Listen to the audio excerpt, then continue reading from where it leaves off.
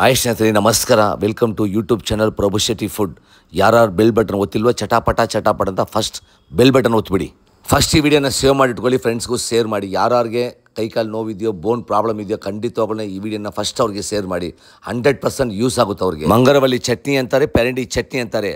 ಒಂದು ವಾರಕ್ಕೆ 3 ಸಲ ತಿಂದು ನೋಡಿ, ಆಮೇಲೆ ಹೇಳಿ. ಈ ಮಂಗರವಳ್ಳಿ ಬಂದು ದುಡ್ಡು ಕೊಟ್ರೂ ಸಿಗಲ್ಲ. ಇದು ಬಂದು ಹಳ್ಳಿ ಕಡೆ ಕೆರೆ ಹತ್ರ ಸಿಗುತ್ತೆ. ಸಿಕ್ಕಿದ್ರೆ ಲಕ್ಕು, ಯಾಕಂದರೆ ಇದು ಆರೋಗ್ಯಕರವಂತ ಅಡಿಗೆ. ಇದು ಮೆಡಿಸಿನ್ಗೆ ತುಂಬ ಅಂದರೆ ತುಂಬ ಇಂಪಾರ್ಟೆಂಟ್. ಇದು ಮೇಲೆ ಇರೋ ಹೊಟ್ಟೆಲ್ಲ ಕ್ಲೀನ್ ಮಾಡಿ ಇಟ್ಕೊಳ್ಳಿ. ಶುರು ಮಾಡೋಣ. ಸ್ಟವ್ ಮುಂದೆ ನಿಂತಿರೋವಾಗ ಲವ್ವಿಂದ ಕುಕ್ ಮಾಡಿ ಸುಮಾರು ಅಡಿಗೆನೂ ಸೂಪರ್ ಆಗಿರುತ್ತೆ. ಬಿಸಿ ಬಿಸಿ ಕಾಯುವ ಬಾಣಲಿಯಲ್ಲಿ ರಪ ಅಂತ ಒಂದು 4 ಸ್ಪೂನ್ ಎಣ್ಣೆ ಬಿಡಿ. ಈಗ ಮಂಗರವಳ್ಳಿನ ಹಾಕಿ, ಪೆರಂಡಿನ ಇದು ಹಾಕಿದ ಮೇಲೆ ಎಣ್ಣೆಯಲ್ಲಿ ಮಿನಿಮಮ್ ಅಂದರೆ ಕೂಡ ಒಂದು 15 ನಿಮಿಷ ಚೆನ್ನಾಗಿ ಫ್ರೈ ಆಗಬೇಕು. ಯಾಕಂದರೆ ಎಣ್ಣೆಯಲ್ಲಿ ಇದು ಫ್ರೈ ಆಗಲೇಬೇಕು. ಫ್ರೈ ಆಗಿಲ್ಲ ಅಂದರೆ 100% ನೀವು ಚಟ್ನಿ ಮಾಡಿದ್ರೆ ತಿನ್ನೋಕ್ಕಾಗಲ್ಲ. ಯಾಕಂದರೆ ಇದು ಬಂದು ಅದರ ಅದರಲ್ಲಿ ಒಂದು ಕಸೆ ಇರುತ್ತೆ, ಸರಿನಾ, ಗಂಟ್ಲಲ್ಲಿ ಕಟ್ಕೊಳ್ಳುತ್ತೆ, ತಿನ್ನೋಕ್ಕಾಗಲ್ಲ ಎಣ್ಣೆಯಲ್ಲಿ ಫ್ರೈ ಮಾಡಿಲ್ಲ ಅಂದರೆ.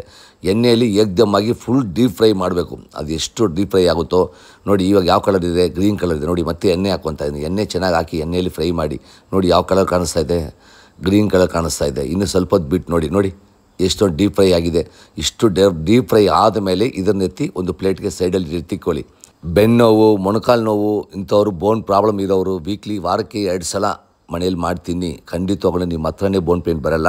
ಮುಂಚೆನೇ ಫ್ರೈ ಮಾಡಿರೋದು ಬಾಣಲಿಯಲ್ಲಿ ಆಯಿಲ್ ಇತ್ತು.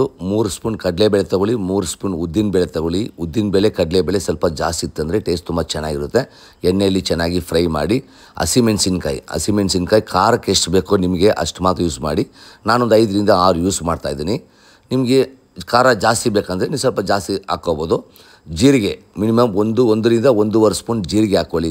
ಸಾಂಬಾರು ಈರುಳ್ಳಿ ಖಂಡಿತವಾಗಿ ಯೂಸ್ ಮಾಡಿ. ಸಾಂಬಾರು ಈರುಳ್ಳಿ ಬಂದು ಆರೋಗ್ಯಕರವಂತ ಅಡುಗೆ, ಟೇಸ್ಟು ಚೆನ್ನಾಗಿರುತ್ತೆ, ಹೆಲ್ತು ಚೆನ್ನಾಗಿರುತ್ತೆ. ಬೆಳ್ಳುಳ್ಳಿ ಬಂದು ಒಂದು 10 ರಿಂದ 15 ಆ ಥರ ಹಾಕಿ. ಕರಿಬೇವು ಅಷ್ಟೇ 10 ರಿಂದ 15 ಕರಿಬೇವು ಹಾಕಿ ಎಣ್ಣೆಯಲ್ಲಿ ಡೀಪ್ ಫ್ರೈ ಮಾಡಿ. ಯಾಕಂದರೆ ನಾವು ಯೂಸ್ ಮಾಡ್ತಾರೋ ಕಡಲೆಬೇಳೆ, ಉದ್ದಿನಬೇಳೆ, ಹಸಿಮೆಣಸಿನ್ಕಾಯಿ, ಕರಿಬೇವು, ಸಾಂಬಾರು ಈರುಳ್ಳಿ ಇಷ್ಟು ಮಾತ್ರನೇ ಯೂಸ್ ಮಾಡಿರೋದು. ಬೇರೆ ಏನು ಎಕ್ಸ್ಟ್ರಾ ಯೂಸ್ ಮಾಡಲ್ಲ. ಯಾವುದೇ ಒಂದು ಪೌಡ್ರೂ ಯೂಸ್ ಮಾಡೋಕ್ಕೆ ಹೋಗಲ್ಲ. ನೋಡಿ ಈ ಥರ ಫುಲ್ ಫ್ರೈ ಮಾಡಿ. ಸ್ವಲ್ಪ ಕೊತ್ತಂಬರಿ ಸೊಪ್ಪು ಹಾಕಿ, ಒಂದು ಕೈ ಹಿಡಿಯಷ್ಟು ಕೊತ್ತಂಬರಿ ಸೊಪ್ಪು ಹಾಕಿ, ಸ್ವಲ್ಪ ಉಪ್ಪು ಹಾಕಿ. ರುಚಿಗೆ ನಿಮ್ಗೆ ಎಷ್ಟು ಬೇಕೋ ಅಷ್ಟು ಮಾತ್ರ ಉಪ್ಪು ಹಾಕಿ. ಉಪ್ಪು ಹಾಕಿದ್ಮೇಲೆ ಚೆನ್ನಾಗಿ ಫ್ರೈ ಮಾಡಿ. ಹುಣಸೆಹಣ್ಣು ಸೈನಾ, ಸ್ವಲ್ಪ ಒಂದು ನಿಂಬೆಹಣ್ಣಷ್ಟು ಹುಣಸೆಹಣ್ಣು ಹಾಕಿ. ಯಾಕಂದರೆ ಹುಣಸೆಹಣ್ಣು ಹಾಕಿದ್ರೇ ತುಂಬ ಟೇಸ್ಟ್. ಅದು ಚಟ್ನಿಗೆ ಯಾವತ್ತೂ ಹುಣಸೆಹಣ್ಣು ಇರಬೇಕಲ್ವ. ಮತ್ತು ತೆಂಗಿನ ತುರಿ ಬಂದು ಫೈನಲ್ ಆಗಿ ತೆಂಗಿನ ತುರಿ ಹಾಕಿ. ತೆಂಗಿನ ತುರಿ ಬಂದು ಕೈ ಹಿಡಿಯಷ್ಟು ತೆಂಗಿನ ತುರಿ ಹಾಕಿ. ಸ್ವಲ್ಪ ಹೊತ್ತು ಬಿಟ್ಟು ಆರಿದ ಮೇಲೆ ಜಾರ್ಗೆ ಶಿಫ್ಟ್ ಮಾಡಿ.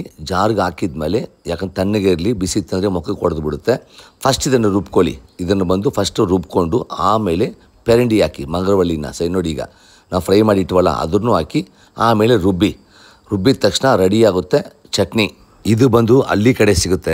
ಇದು ಬಂದು ಈ ಕೆರೆ ಕಡೆ ಆ ಥರ ಸಿಗುತ್ತೆ. ಇದು ಬಂದು ದುಡ್ಡು ಕೊಟ್ರೂ ಸಿಗಲ್ಲ. ಸಿಕ್ಕೋವಾಗ 100% ಮಿಸ್ ಮಾಡೋಕ್ಕೆ ಹೋಗಬೇಡಿ. ಕೈಕಾಲು ನೋವಿರೋರು ವಾರಕ್ಕೆ 3 ಸಲ 3 ಟೈಮ್ ತಿನ್ನಿ. 3 ತಿಂಗಳು ತಗೊಳ್ಳಿ ಕಂಟಿನ್ಯೂ ಆಗಿ.